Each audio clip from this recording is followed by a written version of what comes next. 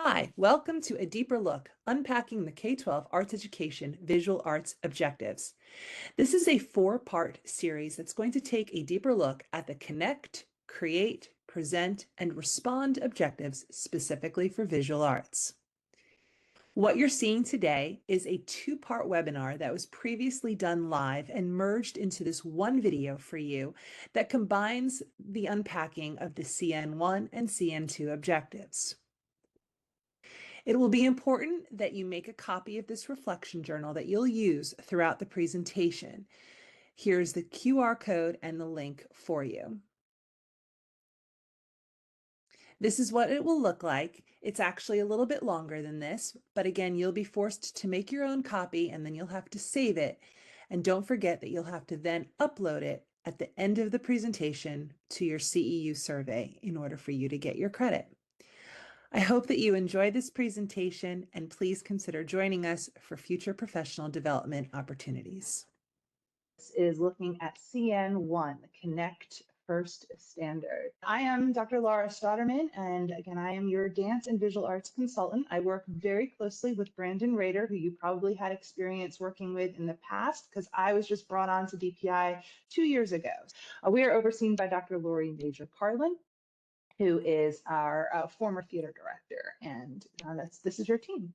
The purpose tonight is again, to prepare you to implement the CN1 objectives of our new standards. Now, these are called the 2024 Arts Education Standards because this was the year they were adopted.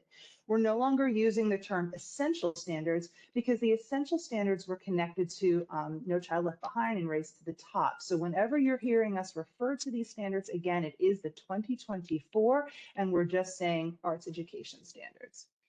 Our intended outcomes is for you to know the first standard, right, and understand what are now these objective through lines. This is something that is unique to this new framework, and it's looking at how we can scaffold student knowledge from kindergarten all the way through advanced. And this did not exist before. And so we're thrilled to watch and see how we, again, if you're working with students over multiple years, likely, you'll be able to really see that development of their knowledge and understanding. I'm also here tonight to identify those support resources for you and where can you go to get all the help you need in unpacking these visual arts standards. And then most importantly, to try and give you as much time as I can for you to have conversations about lesson ideas and connections. DPI does not do curriculum, right? This is local control and we trust you. You are the educators and the specialists, right, within this field. And so it's very important. You know your students, you know your programs. We do not have any regulation or say as to how you do these objectives, right? How does mastery happen? That's on you. And I'm going to say that that's the vehicle, right? So you get to choose the vehicle. Which artists are you using? What types of projects are you doing, right? That's going to be all teacher decided, unless, of course, you are working within a PLC, within your school or within your district. And then you're going to have to come to those compromises of what this is going to look like. So that there's commonality across the district or the school at least. But again, this is not something that DPI regulates, and so we trust you, and we are excited to see all the wonderful creative projects that your autonomy brings to your classroom. All right, so remember that with your teacher evaluation, you want to make sure that these webinars are part of your summative evaluation, right? So when you talk to your administrator at the end of the year, make sure this is a bullet point that you attend sessions like this because that shows your leadership and involvement in your research and understanding how do you align your instruction with the standards. So here's our agenda. We're going to start by looking again a little deeper at CN standard and the two objective through lines. We're going to talk about using backward design and the unpacking documents that are new this year. And again, never before had something like this thorough really existed for the arts. And so Brandon and I are thrilled for having been able to work with our teams and putting them together for you all. We'll look at the additional resources and then this time to talk amongst yourselves with standards to lessons and then closing out. So standards and objectives. We look at this whirlpool graphic or this woven graphic. Brandon had created this. If you attended one of our regional trainings, he loved talking about it. What we want to message is that we are very different than math or social studies or science, in which they go objective one, then objective two, right? And it's very linear. And if the administrator says, we want to see your objectives on the board, you're like, well, I do all of them. Right. And you do all of them almost every day in every lesson. And so it is important that we understand that this whirlpool is happening, because you're constantly going to touch points on all of the objectives within like a unit of study. Now, obviously, I'm going to break it down within the next 8 webinars, just looking specifically at one. But I'd love for you to keep this big picture of like, ooh, and when I do this, I can connect it to that and to this and to that, right? And so we're checking off as many boxes as we can to really have our students showing mastery in all of the standards and objectives within their units. So this is just 2 different graphics that we created to show that. All right, so we took and when I say we, this was a collective process. I'm not going to go too deep into it, but there's our standard writing team, there's a data resource collection team, and these are individuals from across the state who are working in K-12 education and visual arts, who helps to look at survey data, what standards do we keep, what do we change, how do we revise them, and then we had our writers actually write the standards. So Brandon and I did not write these standards, we just guided that work. And so what we did is we borrowed from, or we took from the National Coalition of the Arts, we took their 4 artistic processes, right? And so here we see the very first process, and that is our students connect. We know that they're making connections to where they see art in the world all the time, right? And so our first definition then of, if I just want to read it directly from it, right, is that we are going to be relating artistic ideas and works to past, present, and future societies and cultures. Where do we see art existing in these places, right? In these time periods and in these cultures. So then we look at CM1. Now our standard is, here's the relate verb. And so now we're saying, okay, relate visual arts ideas and works with personal, societal, cultural, and historical and daily life contexts, including diverse and marginalized groups. It was really important for the standards writing team that they put including diverse and marginalized groups in the standard.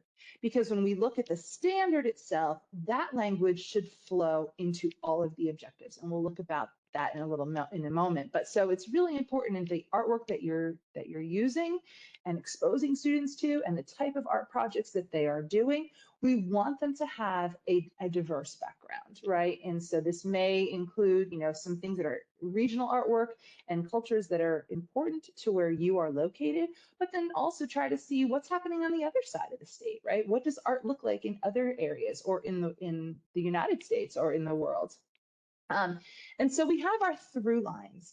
So we take our standard and we've divided it into these topical ideas. And all K through advanced objectives are going to fall under this umbrella. So the first through line is that we're deepening understanding of artistic ideas by relating to historic, societal, cultural, and or daily life contexts. So where do we see art, right? And now the second one is co-curricular integration. And so that through line of objectives is all going to be centered on how can I take transferable skills from what I'm learning in my art class, and where can I apply them in other areas of academic study? And what other concepts and skills do I learn in other academic areas that can support my art making? And so we have these essential questions these were designed to help our writing teams actually stay centered in writing the standards. But we found that it was such a useful document that we wanted the whole field to have it. So that's why it exists for us. And so the essential question for the first through line is, how does the world and art form influence one another? We know that art reflects society, and society can be very easily influenced by art, right? And so how do we see that interplay happening throughout history and within daily life itself? And then our second through line is, how do school life and arts education skills relate to one another? So let's take a deeper look. Again, we have our strand on top, we're in connect. We have our standard. And what we want to say with, again, how we're reading this, it's standard to through line like theme as it's breaking down, right? So our through line theme, we've already said, is deepening that understanding by relating. That's the key term. Our essential question is, how do the world and art form influence each other? But now we also have an enduring understanding. And that's saying, what do we really want students to know with all of this work? Like why? It's the why, right? And so we want students to know that a visual artist's perception of events, cultures, and society shapes the creation of techniques, styles, and genres equally worthy of study, expression, and celebration. So basically, every type of art, right, is worthy of us appreciating it and celebrating it and understanding how it is a form of expression. Um, and then again, how these perceptions shape our worlds. So here we have our K5 objectives of our first standard. And so we're looking at CN 1.1. And what we're going to say is that I can by doing, right? And so we say a student can relate visual arts ideas and works with personal, societal, keep reading, blah, blah, blah, by describing how art changes over time, right? By explaining how visual arts are used in cultures around the world. And so what you see on this screen is that the verbs might be changing, right? They might scaffold up, right? First, we're going to describe, then we get a little deeper into our hierarchy of our taxonomy, and we're explaining, right? And then sometimes you're seeing the content of the objective change. It's very important that kids are verbing, right? They've got to do the verb. And so when they're showing mastery, now they can make art projects, but making is going to be in create. So you might have them first take one of these examples of an objective in CN and explore art through that lens, and then go into their art making process in taking that style on in their own projects, right? Making derivative art. And so, but it's important that students are comparing, that they're describing, right? So somewhere in your assessment, that's the skill that they need, not just the making of something. The next one, again, I'm not going to read every single one of them for essence of time, but I am going to go through just slightly. Again, we see in sixth grade, we're getting higher thinking skills now, right? We're doing analysis. Something else I want to draw your attention to is the italicized conjunction. If you haven't heard this already, it's important that the conjunction is also addressed. So where you see and, let's take sixth grade, for example, they're analyzing the effect of geographic location and physical environment on the development of visual arts. This means that students need to be able to look at both the where, right, and the physical environment itself. So we have to say both, right, or individuals and groups of artists. We're looking at the individual that has had influence. We're also looking at groups of artists that have had influence. And so now, whether you do both of them in one assignment or one unit or like lesson, that's up to you. But by the end of your time with with those students, they need to do the entire objective. And so again, it's important that you're paying attention to those conjunctions. If you ever see or instead of and, it means that you have the ability to choose. Let's see if there's one in the next. Let's see. No, we're back into this. We'll see if there's one coming up. In our second CN 1.2, we're now looking at this co-curricular integration, right? We're looking at school and life and those skills. How are they transferable? That why is that we know that what our teaching does prepares students to be so much more than just visual artists, right? They can take this content and go anywhere in the world, right? In any kind of program or career that they're going to pursue, that they've got the skills that are learned through the arts, right? Ways in which they're using that design thinking cycle, ways in which they're being creative and they're presenting their ideas and they're having to evaluate things and analyze work, right? And these are so valuable in today's industries. So it is important that we have a little bit of a louder voice about the work that we're doing with students, because it really does show the value of arts in education. And really how we are preparing students for any career or post-secondary experiences. So when we get into our threads, again, we're seeing all of the objectives are threading under this theme, right? All about cross-curricular connections, all about how this connects to other content areas and everyday life, right? We're using, so in fourth grade, we are going to be art making. We have to actually apply it, right? And so you will have to be watching them somehow use those skills. And then in fourth grade, though, that's a verbal, right? They're describing. And so pay attention to those verbs again. In sixth through eighth, right, we see again, we're starting to come up on eighth grade where we're analyzing the relevant skills and information. Like, where am I really seeing this? How am I using them? What are those? How am I solving these types of problems? They could be artistic problems. They could be, you could pose like a school problem, like we have to create flyers or artwork to have beautification projects, or ways in which we can create infographics to bring awareness to something like bullying, right? And so it could be a problem that's a little bit more like a systemic problem, or societal problem, or it could just be within their art making. When we come up into the high school, again, we have our beginner, intermediate. AC, sorry, I didn't lead off with this. AC is proficient, right? We took the word proficient from our proficiency-based standards, and they're now called the accomplished standards. And that's just because there was some confusion with how you can have a higher level than being proficient in proficiency-based standards. So it is now called accomplished. And again, we're seeing these interdisciplinary connections strengthening this work that's being done in other domains. All right, so how do we get here? We'll give you more time in these documents, but we used backward design. And so a lot of times, this was started by Wiggins and Matigi, and we know that backwards design is always like, well, what do you want the students to know or do, right? What's the outcome? What's that learning objective that you have? And this again, these standards are the end of course goals. So it's not just about a one and done within a unit. It could be, right? But for most part, we're going to keep coming back and retouching on these and scaffolding them. And then really seeing students just like, again, like a driving test, right? If they don't get it right the first time, right, we give them more time to practice and to hone those skills before really showing whether they've mastered it. And mastery is not a grade. So to be very clear, you're still going to grade your students on how well they've mastered something, right? So there is a difference between an A+ student and, a D student.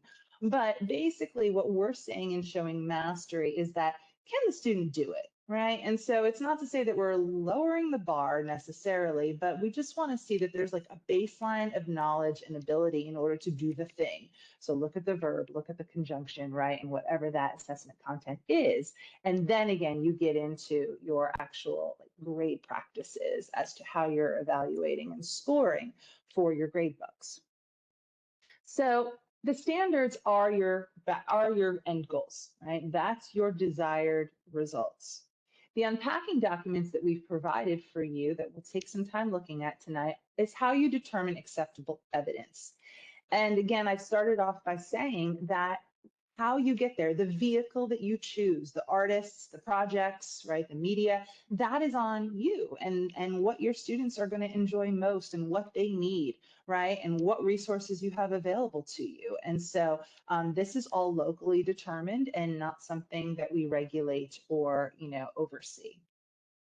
But again, if our standard desire is to meet the standards, understand concepts, demonstrate skills, and thoughtfully consider that essential question, right? How can I answer whatever is being asked of me? Then how do we determine what that evidence is, right, in order to know if they're mastering this objective? And so again, what do they need to know and what do they need to be able to do? Well, our unpacking documents lay all this out very clearly, and we'll take a moment to take a look. But there is a disclaimer. I'm going to walk you through them, and the ones I have on this slide they're going to be generic. So it's not necessarily for, this is like a PR, so this is present, right? But I'll just use these slides going forward.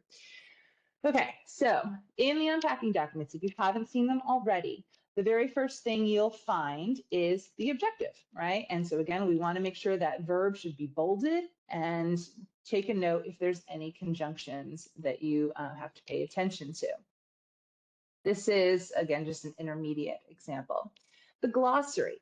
Every objective has been there's a glossary that has been taken for every objective so that you don't have to go to the glossary to understand, well, what does this term mean, right? And so we've given you these bullets so that you can clearly see and whether you want to use some of this and turn it into maybe some, language for your students or not, this is for you. This is your document to build your understanding and your knowledge.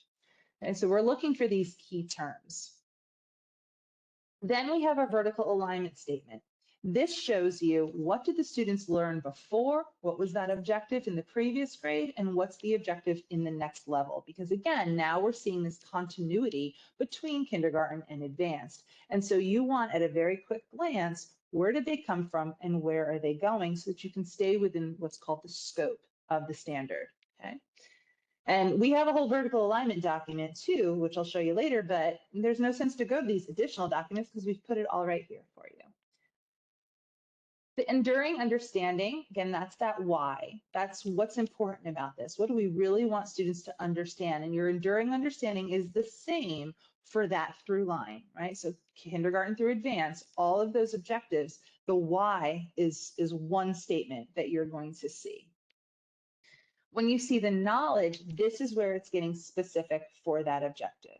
What basic skills do students need to have, or what basic knowledge do students need to have, right? They need to know the elements of art and principles of design. They need to know, in this case, just because again, it's a PR example, they need to know like the actual formats that are being used to display artwork, right? And so it's breaking the objective down and really saying what knowledge is important, because maybe they learned it with you in previous grades, or maybe you have a student that's new to the program and you've got to kind of catch them up on that knowledge or refresh that knowledge, right? And so it's saying they have to have these basic things first in order to show mastery. The skills, this is going to be probably about just 2 bullets that you're going to see on every document. So the first bullet is going to say, basically it takes the objective and it spins it a little bit differently with clarity of what that verb is, and then just maybe kind of rewriting what the objective says slightly differently. And then you're going to have a second bullet that's going to say if the student is using disciplinary and other academic vocabulary in verbal or written form. So we already said that a lot of times they're going to be making art and creating with their hands, right? And being like nonverbal expression. But in a lot of the objectives, it is verbal expression. There has to be ways and opportunities for them to discuss and talk about what they're creating, right? Or talk about what they're learning in some capacity. And so when you see that, maybe they're, writing an exit ticket, or maybe again, they're just turning to a partner with a pair share. But this is important. If you see that bullet, then oh, I have to really, work more in including these linguistic types or written types of ways in which my students can show knowledge. The evidence of mastery is a common statement that you're going to see in every document. And basically, it is a reminder that, again, our art standards are mastery based, and you have to collect information or evidence on every student. And now in visual arts, this is pretty easy because you're looking at individual artwork. Maybe they might do a collaborative piece, but even within that, if you could understand how the students were making those contributions, then that's fine, right? And to make sure that you're using the knowledge and skills when looking at what am I assessing? How do I know that they're doing it? And again, it's regardless of the quality. That is a different type of assessment. Right? So we're just saying, can I check the box that they can do the thing? The key insights. We love the key insights, and we've heard a lot of positive feedback about this. So this is going to tell you or inform you things like this may be the student's first experience with this type of work, or you may want to pair this objective with a sister objective. So looking at CN, again, you may want to take some of these and then see how you can pair it with a CR 1.2, in which the student is creating something, right? Or if they're looking at making presentations, right? Or looking at different careers and pathways, and then having like understanding those skills. So you can find ways that you can pair them, and that information is going to be given to you here in these key insights, along with other helpful information that you might feel useful. And then finally, well, not finally, we have two more, but within the classroom. So finally, the section within the classroom. This is locally determined. These bullets were just meant to be springboards for you. So we kind of follow this template of we want students to prepare materials, right? That includes the examples, that includes who the artists are, that includes your materials, obviously, that the students are going to use, right? And then to demonstrate the skill itself, right? Whether that demonstration is you doing or you're just kind of explaining how to do something for your students, or you're showing a video clip of a different artist, right, and demonstrating how that skill is done or that technique is done, and that you're providing these learning experiences for students to grow their knowledge and skills, right, that practice within class as well as outside of class, within like sketchbooks and just practice time that they're creating their own work. You're guiding and monitoring the process throughout, right? And so, again, whether it's just you're circulating the room or whether you're having check in points where they're having to show art every, progress on their art every couple of days or what have you, right? Ways in which you're monitoring and providing feedback. Maybe again, it's pair share with students providing feedback. So those methods are up to you, but you are creating that environment in which these teacher actions are supporting students in mastering of those objectives. And then we have our possible learning activities. Again, just a few bullets. They don't specifically mention artists too commonly because we, again, don't want to say, oh, you should only, use Kandinsky when you do this, right? No, you can pick who, when, how, why. So we didn't want to put it in print necessarily that, oh, I should be using this artist for this. But just overarching kind of, again, what are some possible activities that you can have? But again, these are just to be described and delivered by you. So we check our verb alignment. We say, is what I'm doing aligned to this verb? Did I address the conjunction within the unit that the students are doing everything that's listed, either an and, or again, if it's an or, I get to pick which one. Am I staying within the scope, or did I just go way above and have them do something that's really coming up in like for future grade levels? And then have I created an assessment? Is there a way for me to both give constant feedback on the work as they're revising it and editing it, and then at the end, a way to do that final, assessment of their work. So where is this? These are in your this is our AE Hub. If you don't know about it, this is where this exists. All right, so standards to lessons. It is now time for some breakout conversations. So I have put you in groups. I'd love for you to take some time to talk about justice, use those unpacking documents and talk about the CN objectives for your grade level. Optimistic closure, again, for you to take a moment and think. You can throw it in the chat. I'd love to see that. Just what were some gems of wisdom, right, that you gathered from people or from the content that was presented tonight?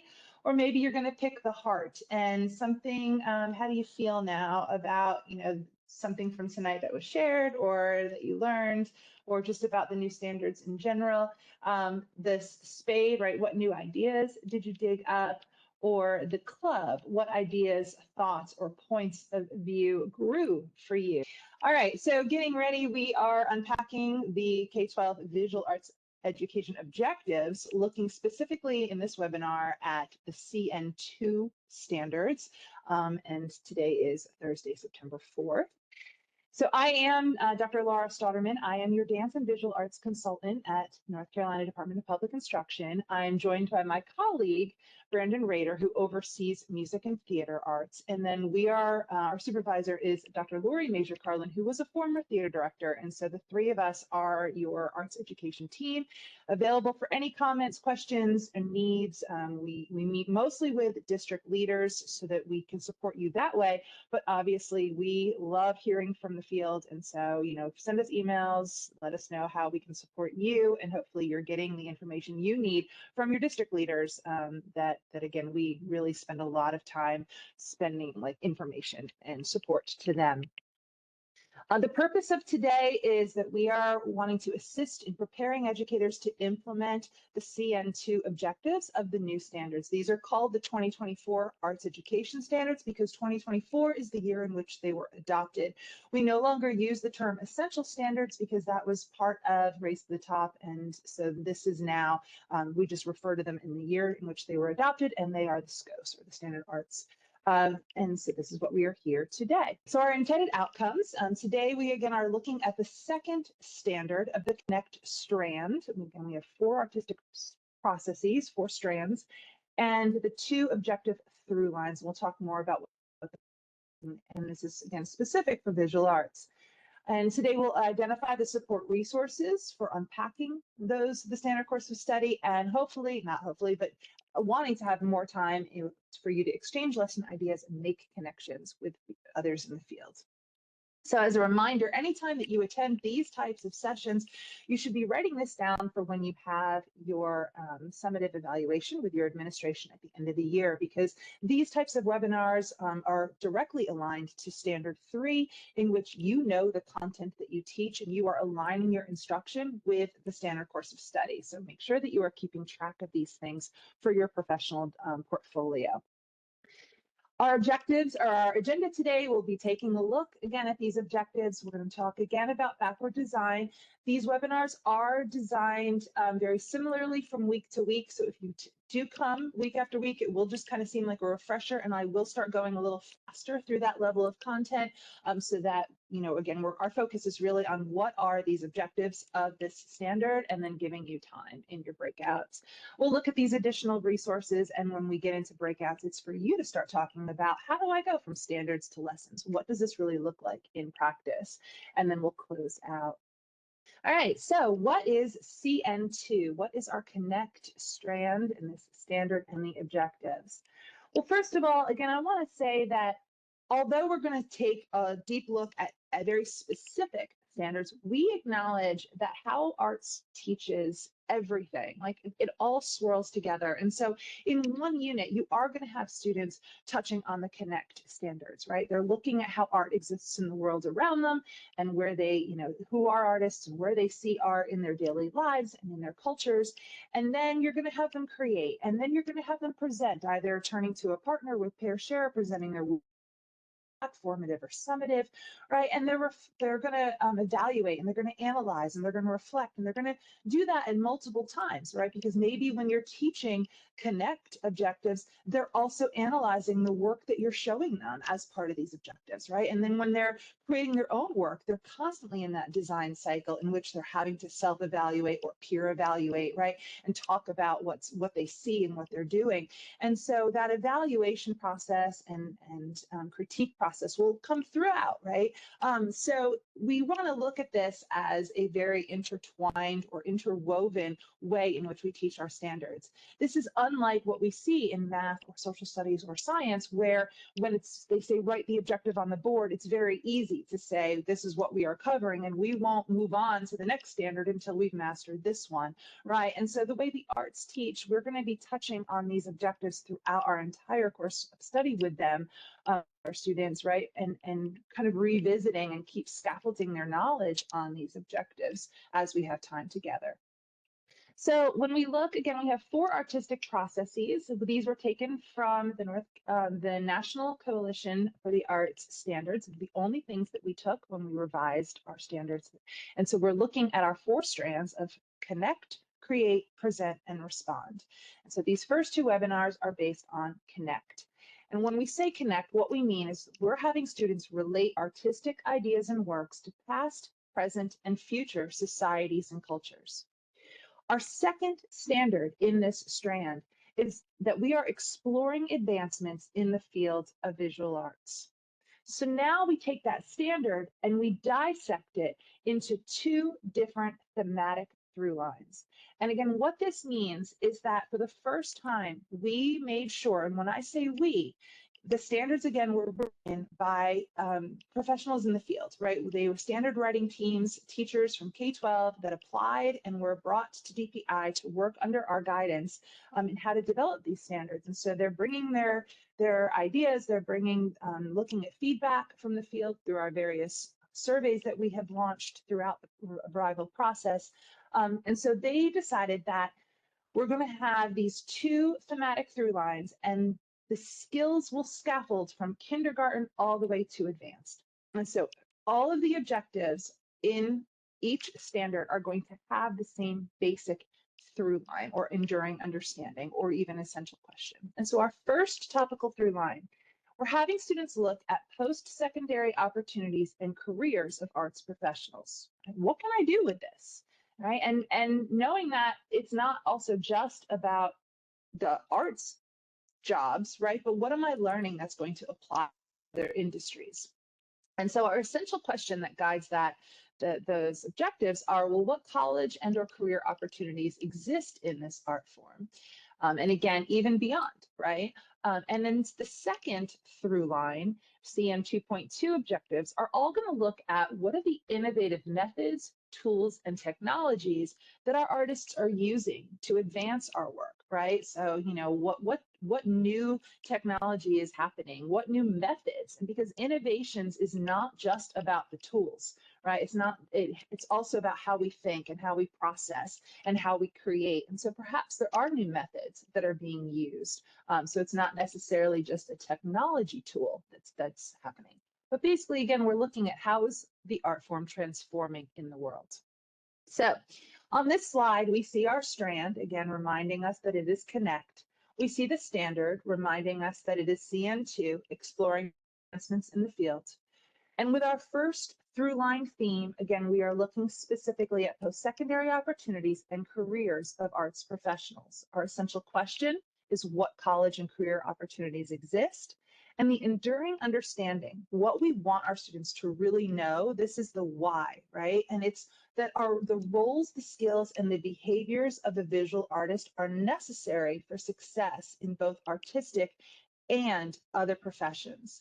And I said last week, or I said last time that, you know, we really need to make sure that we're having a louder voice in advocacy of what we give our students, right? It's not just about having them learn about art and become artists, right? We understand that the roles and the skills and the behaviors, these are really essential for success in multiple fields. And so to really have that leverage when you're talking to parents, when you're talking to administration, when you're talking to other teachers about the value of so much of what you do in the classroom and how it prepares our students for success. And these standards, these objectives are going to do so quite beautifully. So I want to point to the Portrait of a Graduate because of that. Now, the Portrait of a Graduate was part of Superintendent Truitt's strategic plan. And so obviously we have a new superintendent with a new strategic plan, but that doesn't mean that this work completely goes away, right? Because again, it's showing the value. This was created by industry leaders across North Carolina and teachers to say, what do we know? We want our students to learn and have developed these competencies upon graduation so they can be successful in any field. And if you, I'll give you the slide deck after this and you can click on this image and it'll take you into this, you can get a picture of that and like the other things that are to follow. So there are 7 competencies, and the first one is adaptability. And I want you to think, how are your students having to show adaptability on a day-to-day basis when they're with you, right? What do we know that our students are having to do in the way that they're accepting feedback and praise and criticism, and they're balancing these diverse viewpoints and beliefs. They're demonstrating flexibility, right? Something doesn't work, they got to try a different way. When they're exhibiting that steadfastness, right? And that agility and process and problem solving. And so think to yourself, how do I have my students be adaptable in daily classroom situations? The next one is collaboration, right? How do our students contribute and respond to these diverse perspectives in achieving a common goal, right? How do they work through conflict and foster teamwork? How do they interact respectfully with others, both digitally and in person? And how do they embrace a group as a participant and a leader? So, when your students are having to work with one another, when they're having to evaluate each other's artwork and give feedback, and they're, perhaps collaborating on projects, right? We know that the arts really strengthens these skills. Communication. We understand that this is nonverbal communications in what we do in the arts, but we also have verbal communication, right? And so, how are we able to have our students articulate their thoughts and ideas effectively? How are they having to decipher meaning, right? Every time that they use those visual thinking strategies to look at art, right? They're understanding those values, the attitudes, and the artistic intentions. How are they asking questions and then synthesizing the messages that we see in visual arts to understand, the understanding of the work? How do they engage in productive discourse to resolve disagreements, right? I like this work. I don't like this work. What do you like about it, right? How are they maybe disagreeing with their peers, but coming to a collective understanding of what they see, they can still appreciate and value? How do they craft communication for a range of purposes and audiences, right? Writing those artist statements. And how do they use storytelling and public speaking to express ideas and connect, right? And so they're again with others, right? Ways in which I'm telling you about what I'm doing, what I'm making in my work. Critical thinking, right? We teach our students critical thinking on a daily basis as well. How do they have to analyze everything that they're seeing in your classroom? How do they assess their own work, the work of others, right? How do they reconstruct personal thought processes and applying that thinking that is clear, rational, and evidence-based? How are they evaluating and prioritizing solutions, right? Okay, this method didn't work, or this isn't, this process isn't working for me. How can I shift gears, and what do I need to do in order to solve this artistic problem? And how are they having these creative improvements, right? If again you're working maybe on a beautification project, or you're working on creating something that meets a need for your school or for your society, right? So all the ways in which we can think critically and to make improvements. Empathy, right? We know that art thrives in how it teaches empathy, because so much of what we are doing is a personal expression, right? So when we're seeing art of others, we're putting ourselves in their minds and in their hearts, right? And seeing what they've given us in their artwork. And so we're demonstrating understanding and sensitivity, concern and respect, and we're sharing in those feelings and those opinions and those experiences, both in personal and digital, right? When we're looking at art on digital platforms. How are we embracing these diverse cultures and unique perspectives and fostering that belonging and trust through mutual respect and dialogue? And so think about how often you are helping to give these students a place where they understand and are strengthening their empathetic skills. And then that learner's mindset, right? That they want to learn, they want to grow. And we know that students tend to sign up for the arts classes because they already have an interest, but that's not always the case, right? Sometimes in our beginning level programs, whether it's in sixth grade or in beginning high school, right, or in elementary school, they often don't have a choice. But hopefully, again, the kids are getting that curiosity of, well, what can I make, or what can I do, and how does this work? And so ways in which you are igniting that learner's mindset and acceptance of failure, right? We have to know that it's not always going to be perfect the first time, right? We've got to keep working on it and working on our craft. And so we don't necessarily stress perfection, but we want to aim for being the best and delivering the best of ourselves in our work. But having those positive attitudes and those beliefs about learning. And so ways in which you are helping students to strengthen their learners' mindsets. And then I think lastly, I've kind of lost count, but anyway, personal responsibility, right? So nobody can do it for them, right? And having our students honor those deadlines and those commitments, and the ways in which maybe their decisions or their actions have an impact beyond themselves, right? And so especially if you're having to produce an art gallery for your school, right? Something that they're a part of, they know that this is more than just me. I belong to something. I belong to an arts program at a school. I belong to an arts class. And how they take ownership of these decisions decisions and persevere through challenges, and of demonstrating that self-control and composure. So we know, again, that this is our whole wheel of portrait of a graduate skills that are the transferable skills that will take them to success in no matter any career that they want to follow in or out of the arts, right, when they graduate. And so if you want to learn more, you can click there when you get this the DPI website that will tell you more about Portrait of a Graduate. But again, I hope that you think about these competencies, and when you're teaching, like, draw student attention to it. Have students be able to tell you, I'm developing a learner's mindset. I'm using personal responsibility. I'm showing empathy, because it's when we put that language to our students, they also help bring that language home to their families, and we see a greater appreciation for who you are and what you teach, because again, it's not just about making pretty pictures, right? So make sure that you are advocating for the great work that you are doing in building the knowledge and skills of these students, both professionally and personally. All right, so here are those standards. So think about what are those competencies and where you're going to see them come up. Now, in kindergarten through 5th grade, we're mostly just talking about how all people are art makers, who are the, who's working in these art careers in this community, where do I see an opportunity for art careers, and then like kind of categorizing them. We talked last time about the importance of the verb. So you really do want to make sure that the kids are verbing in your assessment, right? So they have to be able to categorize, they have to be able to describe and identify. And then we also talked about the conjunctions. So where you see and, you need to make sure that the students are able to categorize both a variety of artists and art careers. Now you can do that separately in multiple assessments, or you can try to like lump it all into one unit. That's up to you. But ultimately, again, if you see an and, you need to make sure that you are addressing all the content of those standards. So here is your K-5 development, and you can see again how that scaffolds.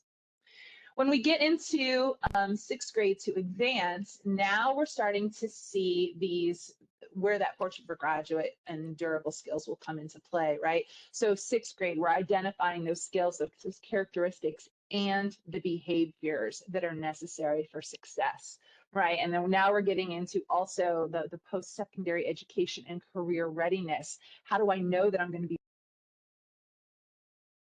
ready in career fields? And then looking at that creative design process, knowing that we see that process in any job, right, where we're having to ideate and then prototype, and then, we'll get that feedback and work through those renovations of it, or renditions of it. And so seeing how we see that creative design process in college and in various careers, and describing how these applications of our visual art skills are going to be seen in other endeavors, right? And then looking, what is that plan of action? And then this is really important for that 12th grade. And I say 12th grade, of course they can be in 9th, 10th, 11th in advance, because you're going to place your students based on their skills. But that plan of action, because for students, them best. You've likely had them, if they're in advance with you, you've likely had them for numerous times, and so really helping them to understand, what do I need to do to apply for different programs? How do I put together my portfolio? What types of schools do I look at, or what are my opportunities that I look at in these careers, and what skills are needed? So helping students with that process is going to be, really, really valuable for them. All right, so we get into CN 2.2. So now we're into the second through line. And now again, in this through line, we're looking at those innovative methods, the tools, the technologies, right? What are artists using, and how is it changing and shaping our art, our domain? And so how is art transforming in the world? That's our essential question. And the why. Why is it important students know this? Because we want them to understand that how visual art advances dependent upon the artists who are using these innovative tools, technologies, and approaches. So it's not that you have to have that digital technology for them to use, but they should at least know about it, right? And so we acknowledge that not all schools have the same access to resources in our state, but that doesn't mean that you can't teach them about, right? Through videos, through, just drawings and images of art that is used by certain, is developed by certain tools and technologies. Of course, if you can get grants or you can, have access to these resources and materials, all the better. But we don't expect that, right? But at least we're teaching our students about it so they do have knowledge. So here's your through line development. Again, in elementary school, we're looking at first just identifying art that's created with technology and digital media tools, right? And then seeing how is it used, right? Where do I see it and how is it making the art? Explaining why, like what's the value, right? Maybe they're going to do like a traditional and try something, that artwork again with a new traditional method, and see what those pros and cons are, and then be able to explain it. And then they're looking at how has art changed and remained the same? Like, what do we see that's constant in the fields versus how has art evolved because of the technology innovations and digital media? Then we're looking at contemporary media and emerging technologies, and then giving examples. Now, here's an or. This is our first or that we're seeing, right? And so you as a teacher get to decide, or the students can decide, depending on how you want to set up your unit or your lesson. The students would need to give examples of visual artworks or artists who were innovative for their time. And so you don't have to do both. You can, but you don't need to. So you get to pick which one works best for your students and your lesson. All right, in middle through advanced, right, we're getting into comparing those innovative and tools. Again, how do they create, edit, and present images for the media or intermediate environment, right? They're differentiating. Again, we see a lot of ands, so making sure that you're addressing everything. I'm not going to read every single objective that's up there, right? But again, we get into analysis and how they're analyzing the ways in which these tools are being used, or these technologies and innovations are being used. And so you can see, again, this common through line. So when you work with your students from one level to the next, you're able to really scaffold their understanding and development. All right, so using backward design, again, these will be the same slides every week or every session, just as a review. Again, really important, just as a reminder, check your verb, look for those conjunctions, think about the scope, make sure you're staying in line. It's not too little from the grades, it's not too much for the grades coming forward, right? And then is there a way that you are giving feedback, both formative and summative assessment, so that you know that the students have mastered? And that is your checklist for every objective. We're now going to dig into those unpacking documents, and I'm going to send you into those breakout rooms. And so this is our AE Hub. If you haven't been there yet, this is a great resource that has all of our materials. It has your standards, it has your professional development catalog, and it has these unpacking documents right there. So it is go.ncdpi.gov/AE-hub. If you have not visited this resource, bookmark it. Make sure that it is being passed around to everybody in your district and at your school. And this is where so many of our fantastic resources live for you. So you want to go into that unpacking button, and that's where you will see those resources. While you're looking through, again, if you were with me last time, these have not changed. I'm just going to tell you about some of the resources that you're going to find in this hub. The first one, of course, is the standard course of study. What does that look like, right? It has the standards on one side and then your objectives on the other. It's got those strand and definitions up on the top.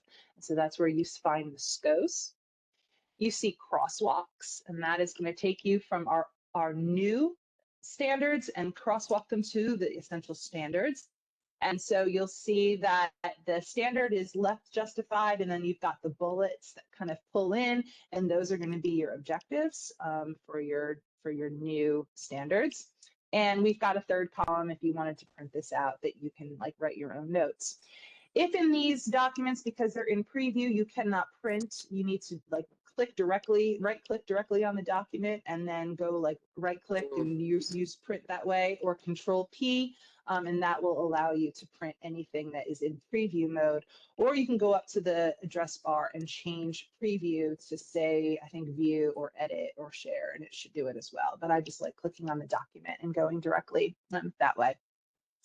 The vertical alignment document is there for you. That shows you how everything progresses from kindergarten all the way through advanced in all of your standards. And so that's a great resource. But I also created visual drill down ones, which I particularly love. I know, again, if I were a teacher, this is what I would print out, and that's why I created them for you.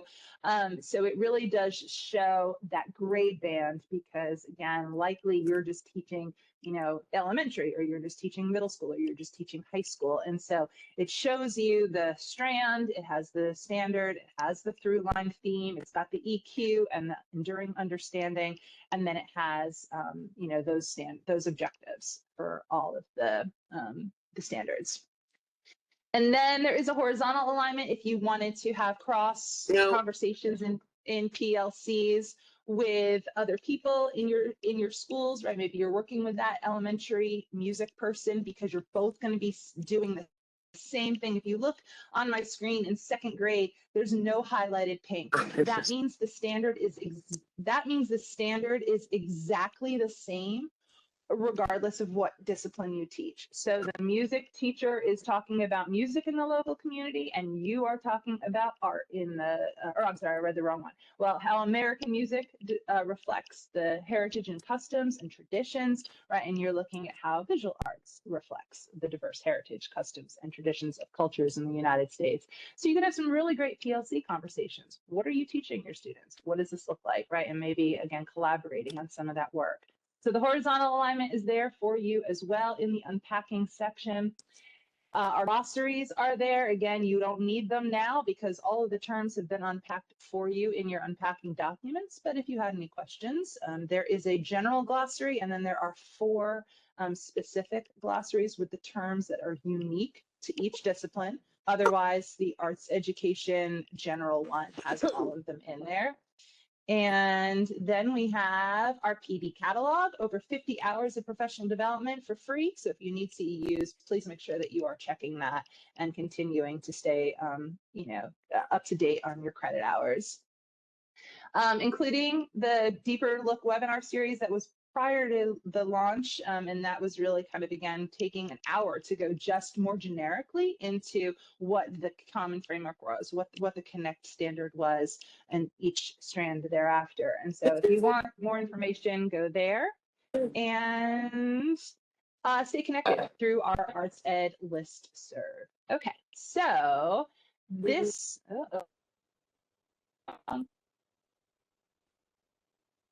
and the screen would look like this. You send your email, and then it would tell you what you want to sign up for. Okay, so nope, not yet. If you haven't registered, registration closes at like 9 tomorrow morning. We'd love to have you join us at Ligon, and this is our Comprehensive Arts Education Conference. And so you do get 1 CEU credit for coming.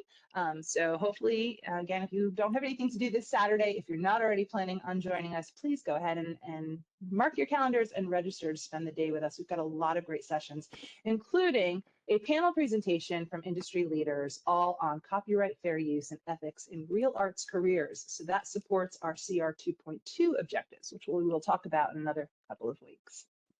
All right, now it is your turn. So from standards to lessons, your breakout conversations. So what's the goal here? The goal is for you to use your unpack documents, for you to use those vertical alignment documents and look specifically at CN2, right? Those 2 objective through lines, looking at the careers, the skills, looking at the innovations and the methods. What are some ideas and ways in which you have projects or lessons that can help students to master this objective? I'd love to have you put in the chat. You can pick either a diamond, a heart, a spade, or a club, a clover, right? What are some gems or wisdom? What is something from the heart? How do you feel now? What new ideas did you just dig up today through this presentation? What ideas or points of view grew for you? So if you'd like to add that while I continue on, that's great. And to thank you, always available via email. Love to connect with the field and ways in which we can support you. All 3 of us are here, very accessible. Please reach out. Thank you for joining me today. Here is your CEU survey link for this webinar. Remember that you are going to have to upload your reflection journal in order for you to receive credit. I would make sure to also double check the spelling of your email address to make sure that it guarantees delivery of your certificate. Thank you again, and please let us know if you have any questions or needs.